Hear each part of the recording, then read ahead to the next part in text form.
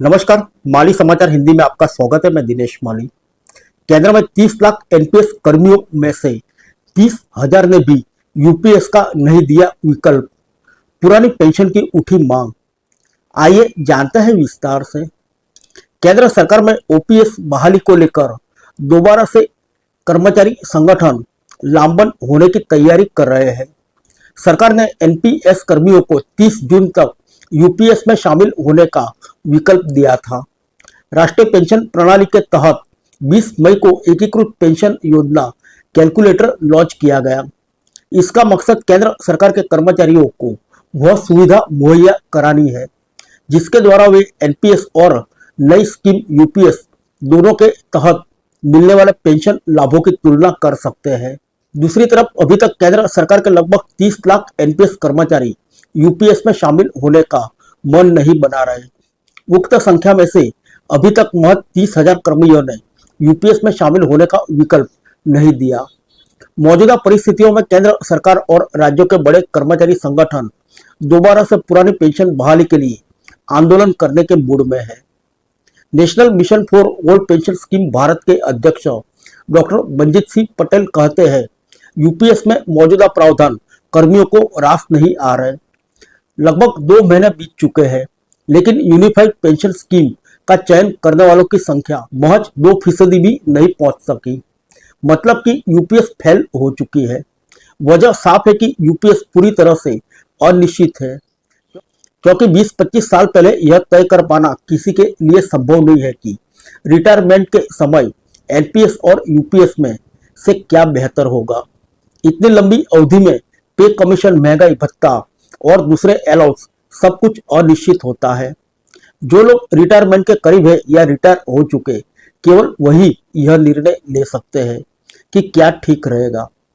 बतौर पटेल सबसे बड़ी बात यह है कि अगर कोई कच्ची कैलकुलेशन करके फैसला ले भी लेता है तो रिटायरमेंट के बाद यह कितने साल जिंदा रहेगा। यूनिफाइड पेंशन स्कीम में यह सबसे महत्वपूर्ण फैक्टर है। सामान्य अनुमान के मुताबिक अगर कोई कर्मचारी 30 से 35 साल की नौकरी के बाद रिटायर होता है और वह यूपीएस से अपना अंशदान भी निकाल लेता है तो उसके अंतिम औसत सैलरी का 50% की जगह 30% ही पेंशन मिलेगी। यदि उस कर्मचारी की मौत जल्द हो जाती है तो उनकी पत्नी को केवल 18% पेंशन मिलेगी। उसकी मौत के बाद सब बंद हो जाएगा। इस हिसाब से देखो तो पाते हैं कि एनपीएस के बराबर भी पेंशन लेने के लिए कम से कम रिटायर व्यक्ति को 16 साल तो जिंदा रहना ही पड़ेगा। अब यह गारंटी तो कोई नहीं दे सकता कि कोई व्यक्ति अनिवार्य तौर से उक्त अवधि तक जीवित ही रहेगा। अगर सरकार को यूपीएस को जिंदा देखना है तो उसे सेवा काल के दौरान के स्थान पर केवल सेवानिवृत्ति से ठीक पहले एक विकल्प के चयन का रास्ता खोलना पड़ेगा। उस समय रिटायर होने वाले व्यक्ति अपने परिवार की स्थिति और अपने स्वास्थ्य आदि कारणों से फैसला लेने में सक्षम हो जाता है। पटेल ने इसे एक उदाहरण के जरिए समझाया। जैसे कोई व्यक्ति 2008 में 34 साल की नौकरी कर 2043 में रिटायर हो तो एनपीएस में कुल कोरस्पॉन्स लगभग 3.50 करोड़ होगा और अंतिम बेसिक सैलरी 3,70,000 होगी। लगभग 28% डीए होगा। उसे एनपीएस में 2.1 करोड़ रुपए मिलेंगे। 70,000 रुपये प्रति महीना पेंशन मिलेगी। उसके न रहने पर पत्नी को भी 70,000 रुपये पेंशन मिलेगी। दोनों के न रहने पर 1.40 करोड़ रुपए नॉमिनी को मिल सकते हैं।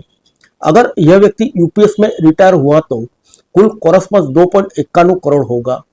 इसमें कर्मचारी का अंशदान 1.45 करोड़ होगा। अगर वह एक मुश्त अमाउंट यानी 32 लाख के अलावा अपना हिस्सा यानी 1.15 करोड़ रुपए निकाल ले तो उसको कर्मचारी अंशदान तो पूरा यानी 1.15 प्लस 0.32 यानी 1.47 करोड़ रुपए मिल जाएगा। लेकिन पेंशन 1,10,000 प्लस डीए मिलेगा।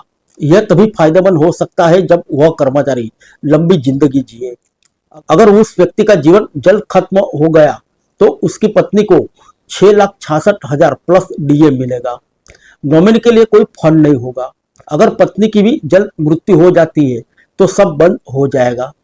दूसरी ओर एनपीएस का नॉमिनी फंड जो कि 1.40 करोड़ रुपए था वो फिर भी बचा रहता। स्टाफ सहित के राष्ट्रीय परिषद के सदस्य और अखिल भारतीय रक्षा कर्मचारी महासंघ के महासचिव सी श्री कुमार ने कहा, यूपीएस को लेकर केंद्र सरकार के कर्मचारियों का रुझान बहुत फीका है। कर्मचारी यूपीएस में शामिल नहीं होना चाहते। अभी तक महज 2% एनपीएस कर्मचारी भी यूपीएस में नहीं आ रहे। इसकी आखिरी तारीख 30 जून है। केंद्र सरकार ने अब कैलकुलेटर भी जारी किया है। केंद्र सरकार के कर्मचारी एनपीएस और यूपीएस के झंझट में नहीं पड़ना चाहते। उनकी एक ही मांग है, पुरानी पेंशन बहाली।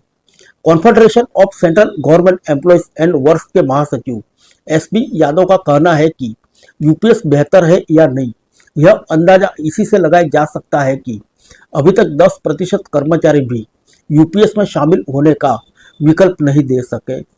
केंद्र सरकार के साथ हुई स्टाफ साइड की राष्ट्रीय परिषद की बैठक में पुरानी पेंशन बहाली की मांग उठाई गई। फिर मिलेंगे अगले बुलेटिन में अन्य किसी खबर के साथ। तब तक के लिए इजाजत दीजिए। नमस्कार।